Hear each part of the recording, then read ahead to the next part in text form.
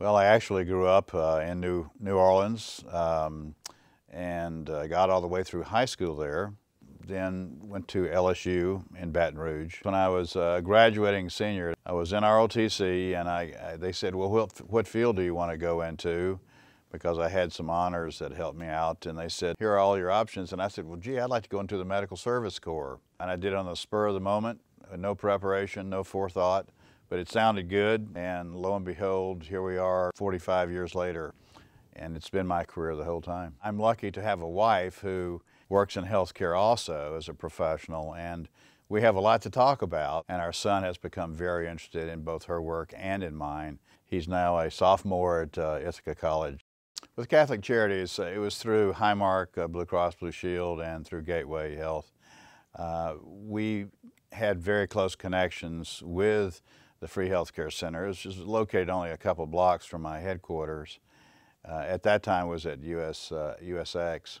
And of course they were serving the uninsured population, a real hole in our service delivery system. It was yeoman's work. It was for adults, people who were, absolutely without insurance and yet were at very high risk. One person had a very, very bad dental problem because it had been untreated for all these many years, and they really had to restore the entire mouth. They brought this person back to health, was able to get a job and do very, very well, and they really thanked the dentists and the professionals at the center, both volunteer as well as the employed staff. All those kind of things are very heartwarming, and the most important thing perhaps is the feedback from the patients is universally positive.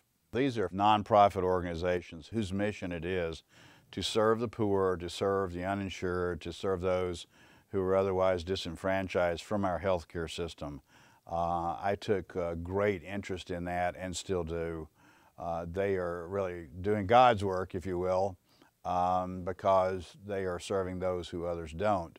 And I believe we have an obligation as a society to make sure we treat everyone exactly the same, whether they are insured, rich, poor, men, women, children, adults.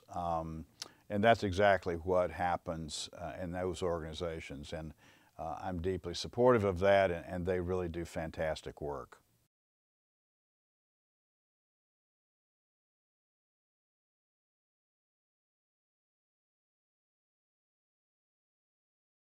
I think businesses, especially institutions like Kennywood, who have been around for over a century, have a responsibility to the community to be good partners. We find that the team members we get from Life's Work are consistently some of our best team members, not only dealing with other team members, but our guests as well, especially people like Verna, who come to work every day with a smile on their face. You get greeted with that great big good morning and grin, and you can see her around the park all day working hard and really making a difference here at Kennywood, which is something that we're really happy we can be a part of.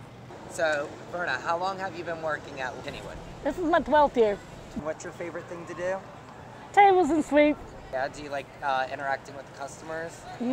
Yeah, I get along with them. You got some real exciting news. Could you tell me about it? Yeah, I just landed up on the Kennywood chairs again. Second time. We have a wishing well here in the park, and we collect the money from it every year, and we always look for a worthy organization. We have such a great working relationship with Life's Work that it was very simple to decide what organization should get that money because it is such a quality relationship.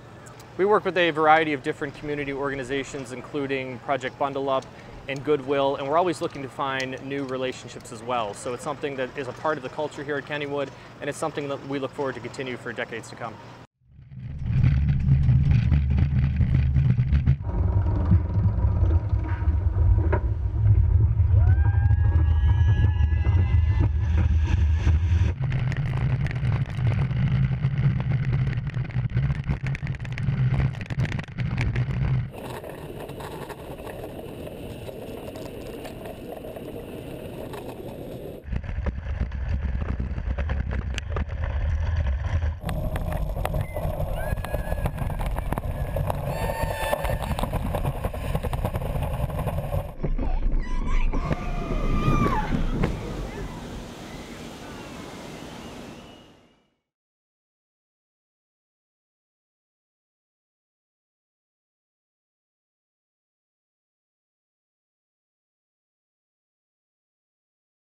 Well, me growing up, I grew up in a large family, 10 kids. I was number 7 in the group. older sisters and brothers, mom and dad. And when I was growing up as a young man, my grandmother even stayed at our home. The reason Obadiah Cole Foundation started is because I realized that there wasn't enough awareness around about prostate cancer. One of my older brothers, he was the first one that was diagnosed with prostate cancer. And after he was diagnosed with prostate cancer, talking to my general practitioner, my doctor, he said, I think that's where your father's cancer started from. It was a metastasis from this prostate to his lungs. And I always thought he had lung cancer because he had part of his lung removed. 2 years later, my second brother was diagnosed in 2001 with prostate cancer. 2003, my youngest brother at the age of 40 was diagnosed with prostate cancer.